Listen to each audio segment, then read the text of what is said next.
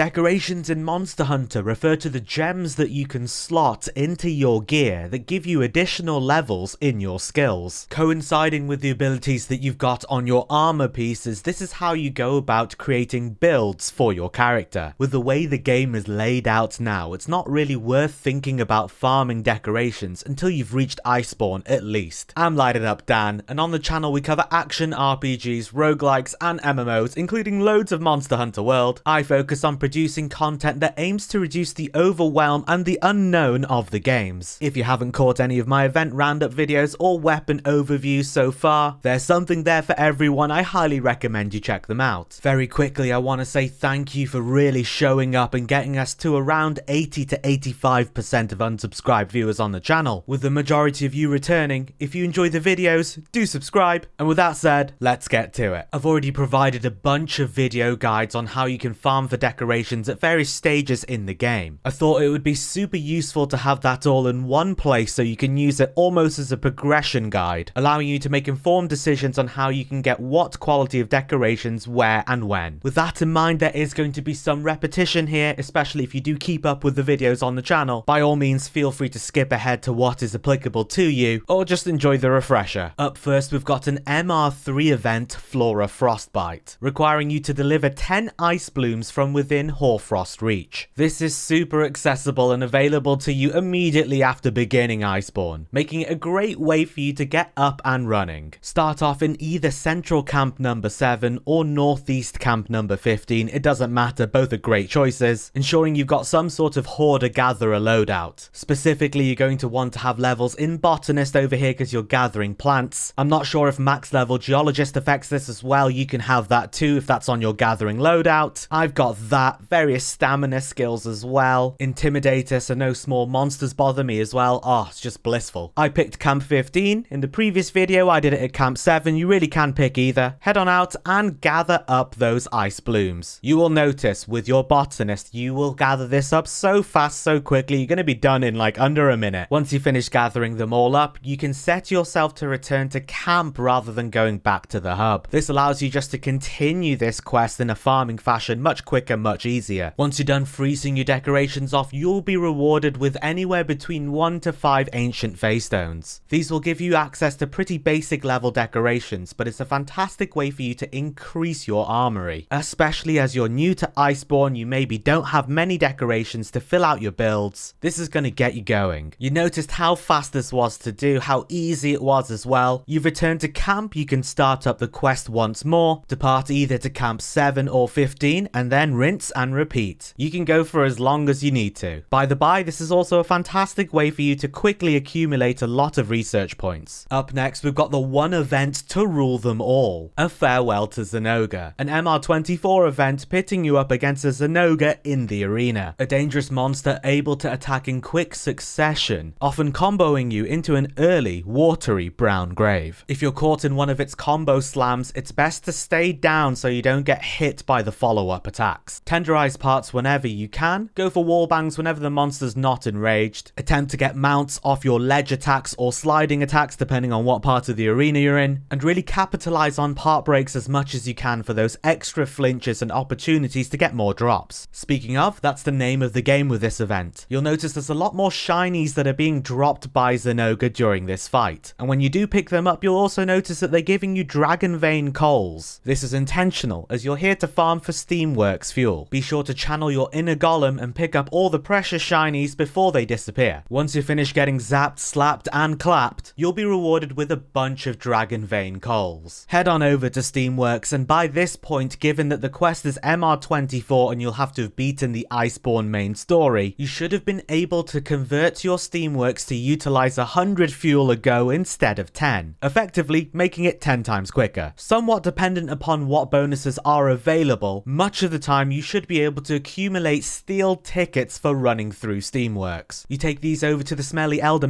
Smelter and convert these steel tickets up to 40 a pop into loads of common tier decorations. This is going to help you out enormously just to get your health boost 3, your recovery up 3, all these essentials that are going to really see you through. Chances are you've already got a lot of these basic ones by now, but this is a great way for you to just further bolster your armory and help you fill any gaps that you might have. There are many other reasons to run a farewell to Zinogre, so even if you're not after these basic decos, and they're just merely a happy accident in your pants, it's still worth your time, and you can watch the full video I did covering this event if you want to learn some more. Next, we've got another MR24 event against another Zinogre. The Wrath of Thunder descends, pitting you up against a tempered Zinogre in the Ancient Forest. Being extra careful as this is a tempered version of Zinogre, so it will deal more damage, it will just generally be a lot more dangerous. Focus out your damage on the head, trying to get as many part breaks as possible of course, taking opportunities to tenderize the parts whenever you can, going for wall bangs whenever the monster's not enraged, and being mindful of when you knock it out of its supercharged state that it will end its enrage as well. Taking advantage of this, you can get into a really nice loop and get a load of wall bangs. That poor Wolfie's head. Once you're done getting awooed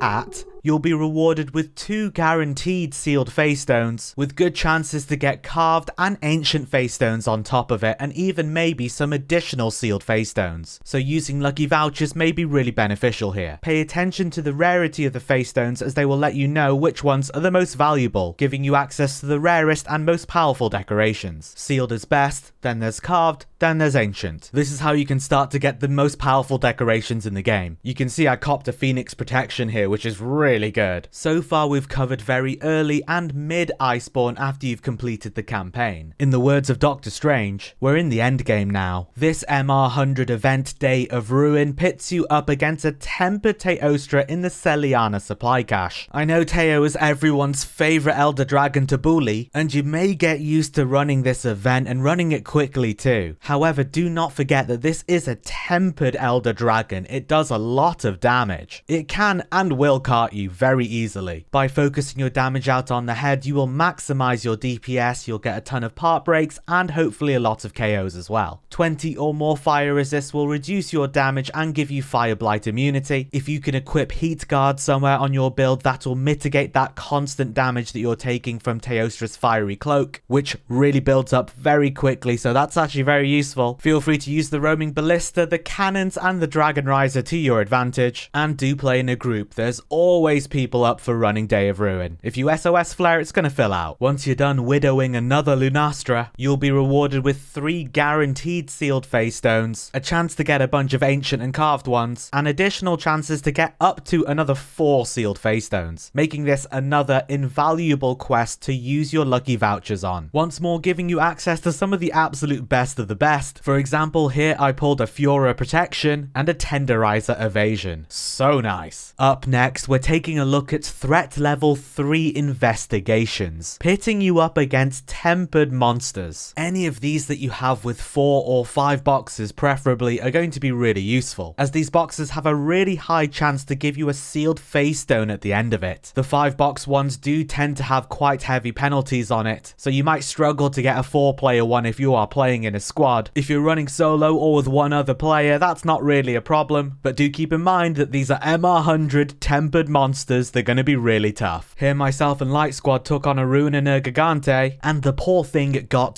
dunked. Once you're done investigating the ass beating you've just given, you'll hopefully be rewarded with a bunch of sealed face stones. You can see that this is more of a roll of the dice, but can be quite fun to mix it up, so you're not constantly farming Day of Ruin and getting really burnt out on that, pun intended. Oh boy, saved the best till last here, friends. This MR100 event, Mew R number 1, pits you up against a tempered Furious Rajang inside the arena. This is going to really test your abilities, and Capcom knows it. That's why they've given you 5 feints and absolutely filled the chest with free healing items. Regular Furious Rajang is bad enough, but this tempered Furious Rajang hits like an absolute truck. One single mistake can very quickly cost you a cart. Taking 3 Tremor Resist is, in my opinion, just absolutely essential for facing off against any Rajang. Divine Blessing's going to help mitigate damage half the time when you do get caught, having a temporal mantle and a health booster plus is going to be super useful for you and your squad, and the more of you that come out with a health booster plus, the better. Furious Rajang has a lot of openings after various attacks. You will learn what these are the more you fight against it, such as after the mouth Kamehameha blast, the ground lightning strips, or the aerial lightning balls. They've all got big windows that you can take advantage of immediately after. There's not too much else to say. This is just one of those fights that it's so rough, it's so hard, you're just gonna have to get really good against Furious Rajang. Or take Divine Blessing 29 like myself and hope for the best. Having a health augmented weapon is going to be super helpful here, so if you haven't caught my video on how to do that, give that a watch after this. It's an absolute game changer. After you're done poisoning all of the banana plantations inside the new world to prevent any future generations of Rajangs from coming into existence, you'll hopefully be rewarded with a few astral melding tickets. Once more, this quest will really benefit from you using lucky vouchers. You can see here I was rewarded with 6 astral melding tickets because I used the lucky voucher and we were victorious. Take yourself over to the Smelly Elder Melder Smelder once again to exchange these for guaranteed rarity 11 decorations. This gives you access to some of the rarest, most powerful decorations with some super tasty combinations. I got earplugs, medicine, tenderizer protection. Oh, imagine farming that quest a bunch. The amount of awesome stuff that you can get super quickly, relatively super quickly. With this, you now have all of the knowledge to get yourself decorations all the way through Iceborne at all stages of the game. Have you run any of these events before? Are you planning to do so now having watched this? Let me know in the comments. I would love to hear from you. As mentioned at the start, you folks have really shown up and got us to around 80% of unsubscribed viewers on the channel. As the majority of you are returning, if you enjoy the videos, do subscribe. The Discord is open to all of you to come and join, get some hunts with myself and the squad. We play together all the time, and join the live streams over on Twitch as well. I'll put all these links in the description for you. Thank you for watching, and until next time, I'll see you in the new world.